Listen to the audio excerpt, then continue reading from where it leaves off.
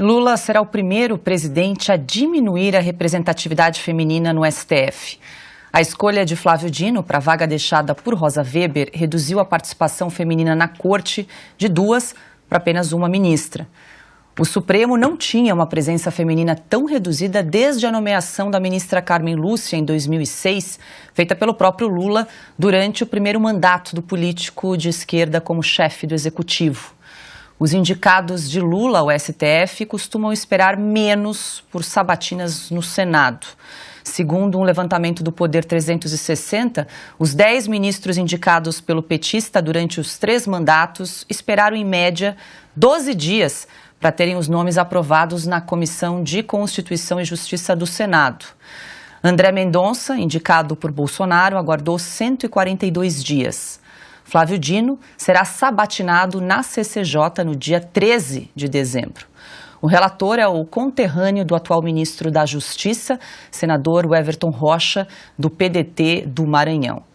Bom, Ana, 2 pontos aqui para a gente explorar nessa informação que a gente acaba de trazer aqui, né? Primeiro, que o discurso do PT não confere com a prática, então está diminuindo a representatividade feminina no STF com a indicação de Flávio Dino. E segundo, que os ministros indicados pelo presidente Lula estão esperando muito menos do que os indicados por outros presidentes. Só para trazer uma curiosidade em relação às mulheres na Suprema Corte brasileira, né? O STF passou 109 anos sem ter nenhuma ministra.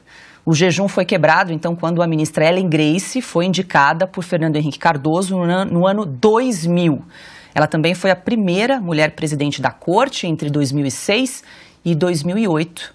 E Lula, então, indicou Carmen Lúcia e a Dilma Rousseff indicou a ministra Rosa Weber, que se aposentou em setembro. Ana. Bom, vamos corrigir um pouco, né?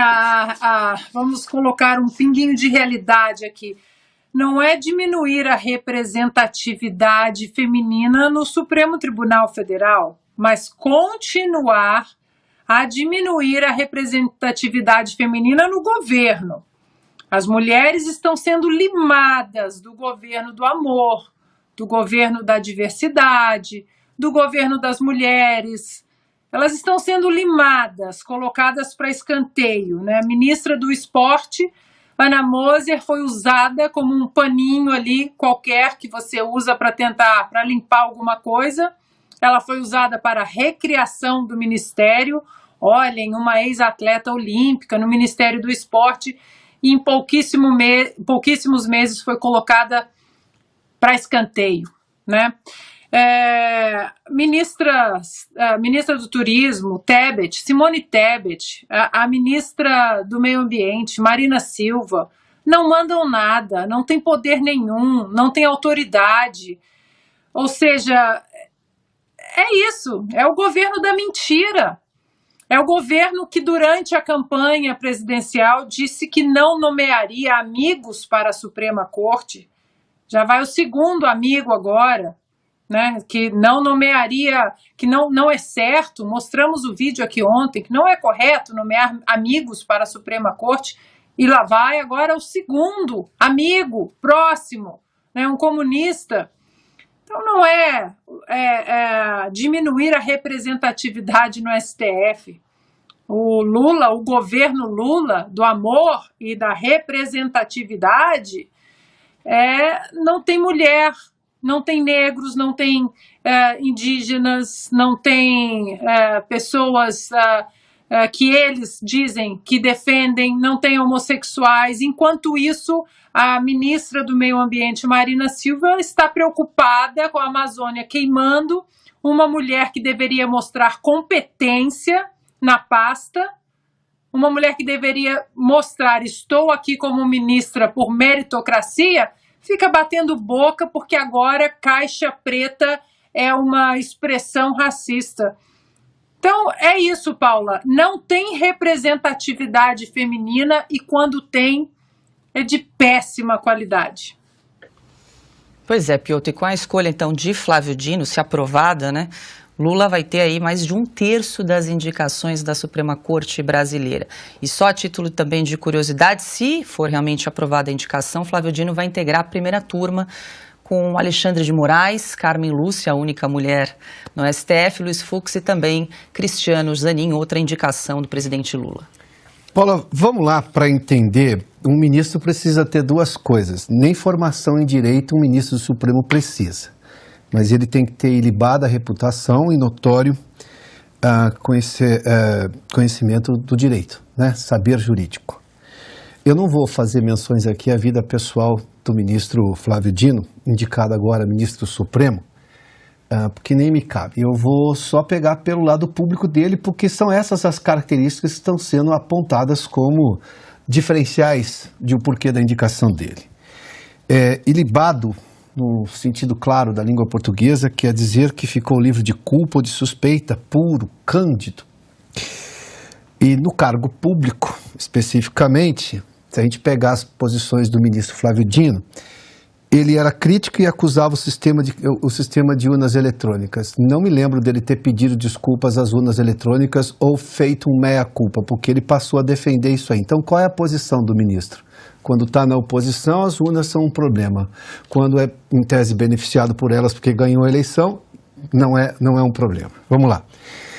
Recebeu lá no ministério dele, não ele pessoalmente, mas assessores dele, no ministério em que ele é preponderante, ele gosta de dizer isso, já fiz menção disso outro dia, a dama do tráfico.